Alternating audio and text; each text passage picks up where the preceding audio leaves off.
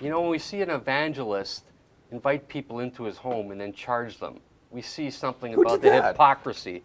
Well, the biggest hypocrisy for me, and it'll go down till the day I fucking die, is people knocking on the door of a television evangelist that fits 18 to 19,000 people, maybe 20,000. Osteen, yeah. And they lock the fucking doors. That is pure evil. Wouldn't you say, Bill? Well, that's to me, and I don't like to generalize, but a lot of religion is all about money. Let's get to it. Let's get to it. Whether it be the evangelist preaching on TV or whether it be the collection plate, I'm not anti-religion. Don't get me wrong. I'm not an atheist. This guy is a fucking fraud. Okay, I'm going to tell you, this guy's a fraud. I believe this is what my parents taught me. I was born and raised in a Roman Catholic environment. I'm non-denominational. I will not, but I believe that everybody should believe in what gets them through in their life, and I respect that. And I have friends from every faith. I have Muslim friends, very dear friends that are Muslim, very almost family that are Jewish, and half my cousins in New York married Jewish girls. I have every type of around me, so I'm completely.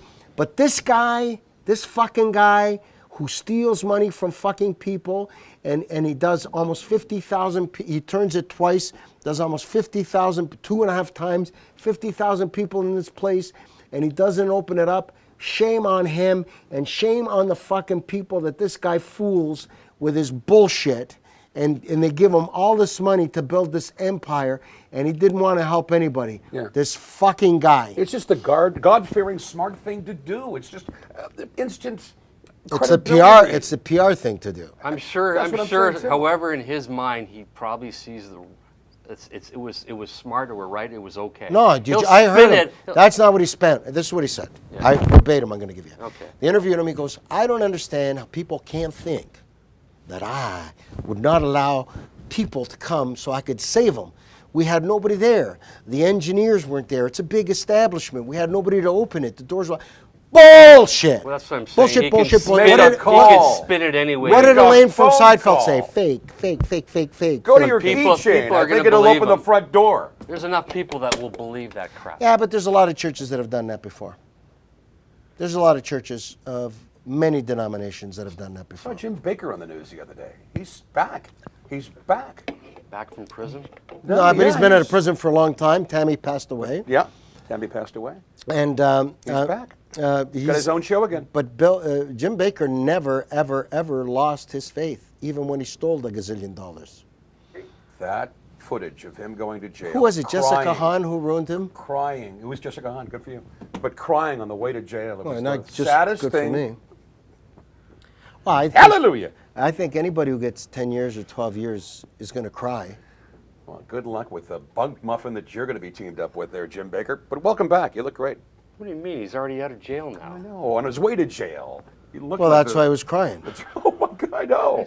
Bruno in cell block C. There it is. Good work, Andrew. Sad. Well, anybody would have cried. He had an empire. They ran the 700 Club like it was a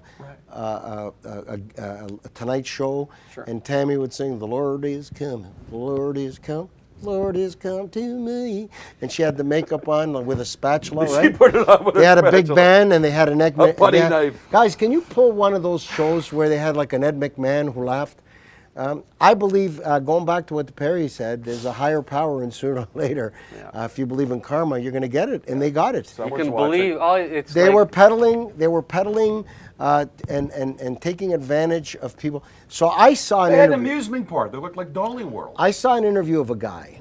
I don't know if it was 60 Minutes, who runs a ministry, and this lady.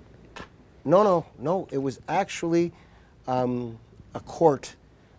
Discovery, with the prelim, and guys, see if you can find this. So he sits down, and she's got his expenses in her hand, and she goes like this, Bill. She goes, "So you live in a $7.2 million mansion, and you use the church's money how's that for the church? He goes, well, I run prayer